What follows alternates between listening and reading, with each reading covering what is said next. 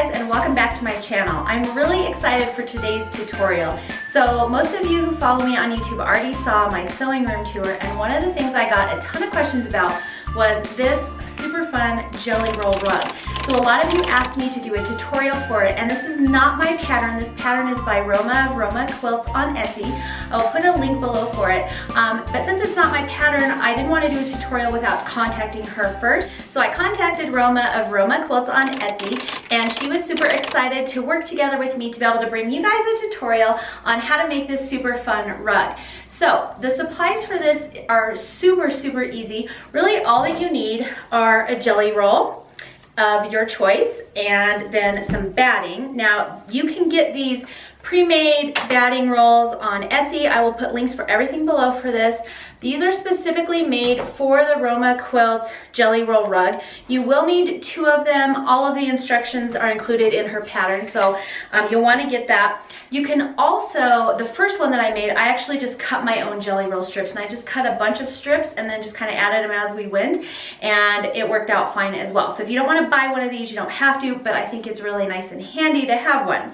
The other thing that I highly suggest getting is a decent steam iron. I will link this below for you as well. I like to iron my rows in between, and you'll see that as we get going, just to try and keep everything nice and flat. Another optional thing might be some press starch that can help with any waves that you might be experiencing with the rug. The other thing I really do suggest is getting a denim needle. It does a lot better at getting through all of those thick layers without breaking and breaking your thread and things like that. You'll also need some good quality thread. I use 50 weight Aurifil. It's 100% cotton thread. Since I'm using cotton batting, cotton fabric, I also like to use cotton thread. And you'll also need a sewing machine that can do a zigzag stitch. So that is kind of a necessity. And then the last thing is sort of optional. You can use a walking foot if you prefer. I actually used my regular presser foot and it worked just fine, so totally up to you. Sometimes the walking foot can really help when you're dealing with a lot more bulk like that. You'll also want a rotary blade or a pair of scissors. Either one is fine for this project. I also like to have a little ruler on hand if I'm using my rotary blade for sure, but totally up to you. And then I have this fancy little thread cutter from Sunflower Quilts. I got it in one of my Fat Quarter Shop Sew sampler boxes, so I'm going to use that to cut all my strips apart, but you can of course use scissors. Anyways, let's go ahead and get started on this super fun and easy tutorial. So the hardest thing I think for me is just unwrapping the jelly roll. But what you're going to want to do is unwrap your jelly roll, and you can choose to either arrange the strips in whatever color order you like, or I actually like to just leave the jelly roll in the order that it came from and just sew them all together in that direction. One thing I also forgot to mention is this project does take a lot of thread, so you want to make sure you have plenty of thread on hand along with preloaded bobbins if you don't like to stop and refill your bobbins. Anyways, let's go ahead and open up this jelly roll and start sewing. So I am using the Vintage Picnic Jelly Roll. This fabric is by Bonnie and Camille from Moda. Super pretty. You can choose any jelly roll that you like. Here it is. And then I just simply unroll it. Now, like I mentioned, you can choose to rearrange these strips so they're in a different order if you like. They're a little bit more scrappy. I'm going to go ahead and leave them in the order that they came in and start sewing them together. And all we're going to do is just take a strip and sew them end to end until we get through the entire jelly roll. Okay, so we're at our sewing machine, and I haven't bothered to cut off the salvage ends or anything, and you'll see why in just a second, so don't waste your time doing that. And now we're going to start sewing our strips together. So we're sewing them right sides together, just like normal, but we're going to do a mitered corner just so that it kind of reduces bulk. So what that means is we're going to place one strip going this way and then the other strip going perpendicular to that, and I just put it so that I'm not getting any of my salvage in the seam there. So all that will get cut off, so you don't even really need to worry about it. The next thing that we're going to do is we're going to sew on a diagonal from corner to corner. Now you can mark these. I'm kind of more like a I don't like to mark stuff, girl, because it takes too long. So I'm actually just eyeballing it, sewing from corner to corner right here. And so we're just going to do that.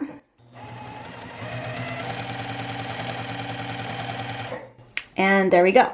Now I'm just going to take this strip that we just sewed, flip it right side up again, take my next strip that I have here, and do the same thing. So again, I'm going to place my next strip perpendicular This one doesn't have much of a selvage on it, so I'm not gonna worry about that. And again, sew from corner to corner.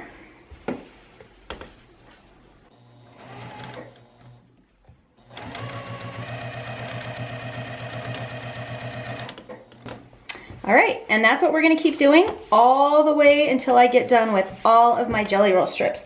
Now, like I mentioned, you can make this project as large or as small as you want. So if you want to add some more jelly roll strips, you can. If you wanna make it a little bit smaller, you can do like a half a jelly roll. If you want like a, you know, like a little bathroom rug. I'm gonna go ahead and do a full jelly roll. And that's it, guys. I'm gonna continue sewing here, and then I will meet you back when I am done going through all of my strips.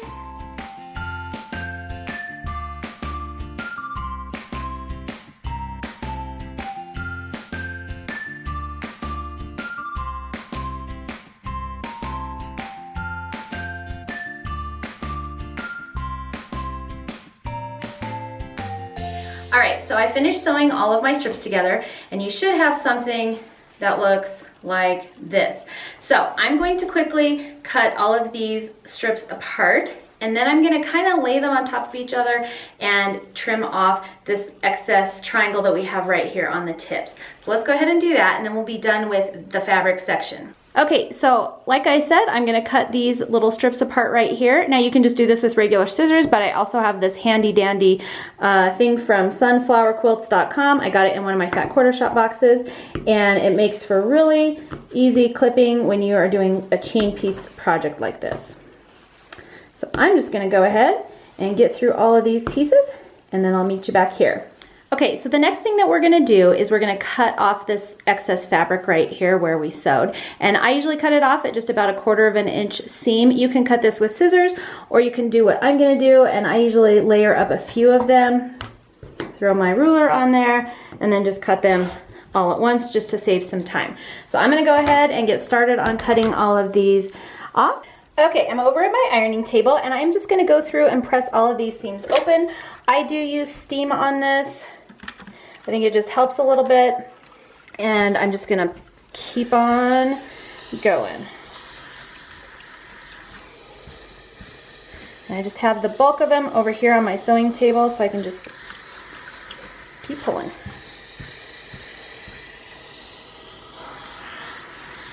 Okay, now that we have all our jelly roll strips sewn together, you're gonna wanna deal with your batting. Now, if you purchased one of these pre-made batting rolls, you're all ready to go. If you haven't, you'll need to get some of your batting scraps out and cut a bunch of strips. However many strips you had for your jelly roll is a good gauge on how many strips you're gonna need for your batting. I have seen people sew the strips of batting together. I was feeling kind of lazy and didn't do that, and I didn't really have a problem with it, but you may want to, totally up to you. I'm not gonna sew them together just because I don't wanna spend the time doing that.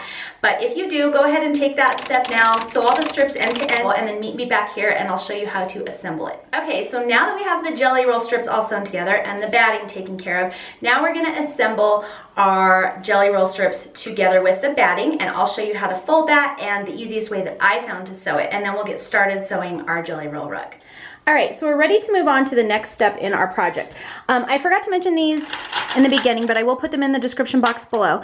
I think for this project, having these wonder clips is super helpful because I'm gonna show you how to prepare the fabric, and I like to do quite a bit of it in advance. As a matter of fact, I'll probably use up all my wonder clips so that I can sew as much as possible, and then I'll prepare some more and keep going that way. All right, so we're gonna take our strip here of batting, and I'm just gonna unwind some of it.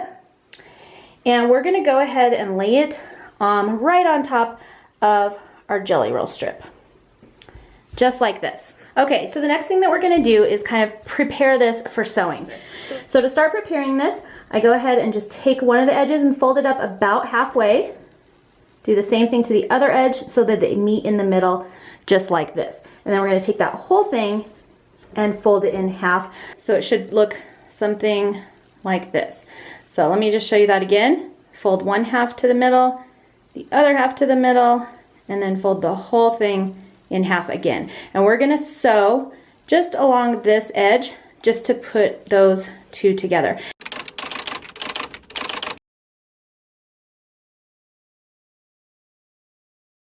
Okay, so here we are over at our sewing machine, and I've got my open edge facing my right over here, and I'm just gonna kind of line that up I put my fabric so that it's about halfway in between my little 1/4 of an inch foot here. So I would say about 1/8 of an inch. I'm gonna sew from the edge. You can do whatever works easiest for you. I'm just gonna eyeball it as well. And we're just gonna do a straight stitch and just all the way down our entire jelly roll strips.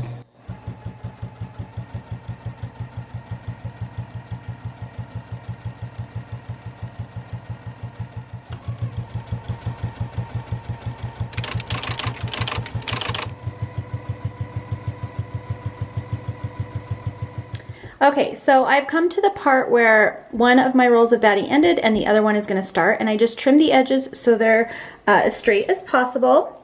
And then I'm just going to kind of butt them up next to each other. You could even overlap it just slightly. And then I'm going to go ahead and fold up this section just like I did the other sections. You can either pin this or clip it. I'm just going to use my Wonder Clips, and I'm going to clip on both sides of the seam, just so that when I get to these two, I know to just be careful and that there's the seam right there. And that's all I do. I don't bother sewing the ends together. I have seen some people who sewed the ends together with just a zigzag stitch, and that's totally fine. I haven't bothered to do that. Even when I cut my own batting strips, I didn't bother to sew them together. I just did this, and it seemed to work out just fine. Okay, so now I'm just going to finish going down my strip as before. And then we'll get to sewing.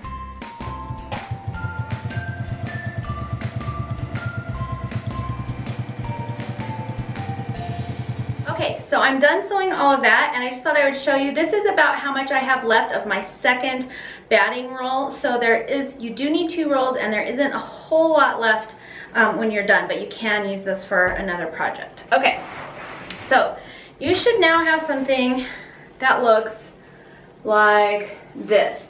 I have seen people do this a couple different ways. I've seen them roll this up into a nice tidy ball and stick it in a bowl to kind of help it from going all over the place. The first one I made, honestly, I just threw it on the floor and just kind of went for it. So totally up to you. If it's a project you're gonna have maybe sitting around, you might wanna roll it up until you can get to it. That way it won't get all tangled. If you do want to put it into a ball, just make sure that you kind of untwist it as you go. That will definitely help a lot once you start sewing. And then you can put this ball in a bowl on your floor so that it doesn't go all over the place as you're sewing. And then just kind of roll it up like you would a ball of yarn. Just make sure that the side you want to start with ends up on the outside of your ball. So the next thing we're gonna do is get started sewing our jelly roll rug. So you're gonna need to get your machine out that can do a zigzag. My Juki that I've been sewing on is a straight stitch only machine. I wanted to use that because it's nice and industrial. It can handle some speed when you're dealing with a lot of bulk like this. But now I'm gonna switch over to my Juki G210 Excite. That is my main kind of home sewing type of machine. It can do all kinds of stitches. I'm gonna set my stitch width at the widest that it can go, and then I'm going to do a couple of samples to get it to the correct length that I want, and then we're gonna start sewing our rug. Okay, so as you can see here, I have this nice Sew Steady table. I bought this when I was quilting on this machine so that I had a larger area to quilt on, so it's perfect for this kind of project. If you don't have this, like I said, you can still pull your rug out and iron it every few rows, but having some kind of plate where your rug can stay level with your sewing area is really helpful. The other thing that you want to make sure that you do is swap out your needle to a denim needle. That is also very helpful, especially if you're experiencing a lot of breakage and your machine having a hard time getting through. This is quite a bit of material once you start zigzagging. Okay, so now to start this out, and I'm not going to give you any specific measurements because it is in her pattern. I don't want to give away any of her secrets for this pattern. Just know that you can make this really any shape that you want. The longer that you make your first strip here, obviously the more long and oval your rug will be. The shorter that you make it, then the more circular your rug will be. So you decide what kind of rug you want. Like I said, she gives you measurement examples in the pattern, so you can go with whatever she says. So hopefully you can see right here. So I've got both of my stitched seams on the downside, and then the nice soft unstitched seams, or the fold of the fabric, on the opposite side. So what you don't want to do is have both of your seam sides together like this, or both of your soft sides together like that. Hopefully that makes sense. Okay, and I'm gonna start at this end, and I just fold it, I actually just fold it over because this is too tight of a corner to really sew around. I'm gonna start down here, and I'm going to zigzag all the way up here till I get to this corner, and then I'm just going to keep making my way around. And just making sure that I've got my soft side up and my seam side on the inside of the rug. You don't, or I don't, I prefer it to be like that. I suppose you could do it either way, it doesn't really matter. I just think it looks nicer if you have the nice folded side on the outside of your rug. Hopefully that makes sense. Okay, so let's go ahead and get started sewing. You might have to kind of help coax this first bit through because it is pretty thick. My main advice here is just to go slow and take your time and let the machine do its work. And I'm even gonna kind of help push this one through. Also, obviously, make sure you're getting a stitch out of each piece.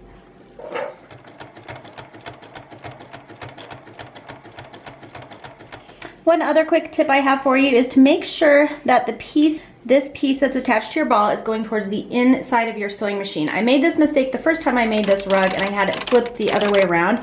And so my rug was growing this direction, and pretty soon it couldn't fit into the throat of my machine. If you have it this way, then each time you're adding a strip, the rug will actually grow this way, and you won't have that problem. So that's just a little tip from the trenches that I learned my first time around.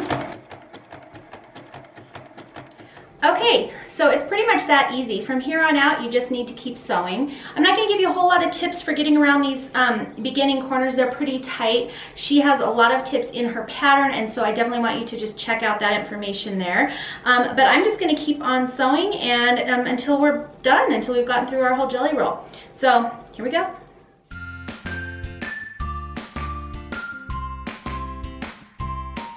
Okay, so quickly I just want to show you, here is the piece that's going to my ball, and then here's the quilt that I've sewn so far. So as you can see, like I said before, it's growing towards the outside, away from my machine, not towards the throat of my machine. Okay, so let's just keep on sewing.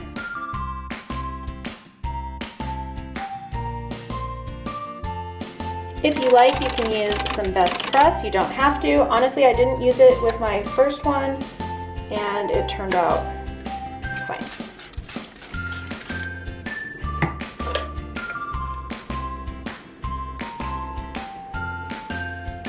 All right, so that's pretty much it, guys. I'm gonna go ahead and repeat that process again. I'm gonna add about 3 to 4 more rows on, depending on how it's looking, and then I'll take it over and press it, let it cool, come back over, add a few more rows, press it, all the way until I get to the end of my ball of fabric over here. And then I'll meet you back here and show you how to finish it all off so it has a nice finished edge on it. So one tip I have about sewing the rug is to go slow. This is a lot of fabric that you're going through, and your needle just needs you to slow down a little bit and take some time. Otherwise, I think you're gonna have some frustrations with your thread breaking. The second tip I have for you is how to keep the waving of the rug down. I had a lot of people comment saying that they had a problem with their jelly roll rug being really super wavy after they had sewn it together. So I have a couple of tips for that. Number one, if you can use a sunken into a table kind of sewing machine, go for it. The flatter the surface, the better it's gonna be for you. If you can't do that, like I can't, my sewing machine is just raised and sitting on a table. I do have a quilting table, an extension table that goes along with it, which helps. If you don't have that, it's okay. I would just recommend that you stop every 2 or 3 rounds and take the time to steam press your jelly roll rug out. I think that will really help. That's what worked for me the best. The third tip I have is to be careful going around the corners. You don't want the corners so tight that they cause curling up along the edges of your jelly roll rug.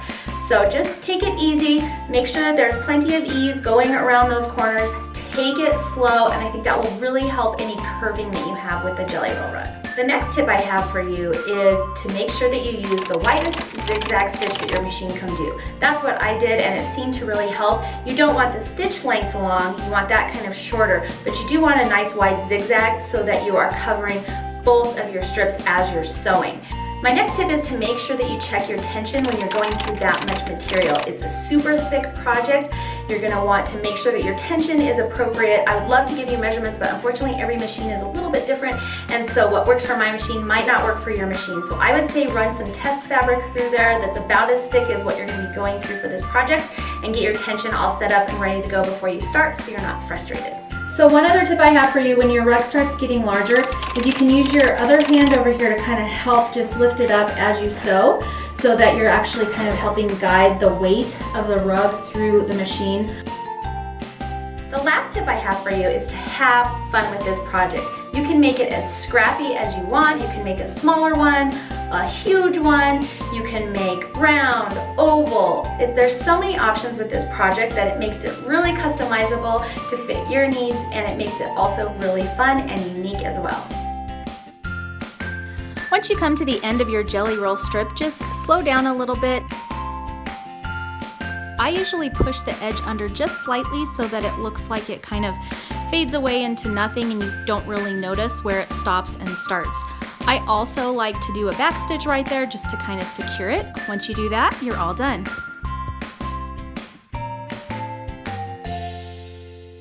Alright guys, so that is it. I hope you enjoy this super fun and easy tutorial. Please support Roma by visiting her Etsy shop and purchasing her pattern. It's definitely worth it. Super fun and cute project and very versatile. If you want to make it smaller, you can just use less strips. If you'd like to make a larger one, you can do like 1.5 to 2 jelly rolls.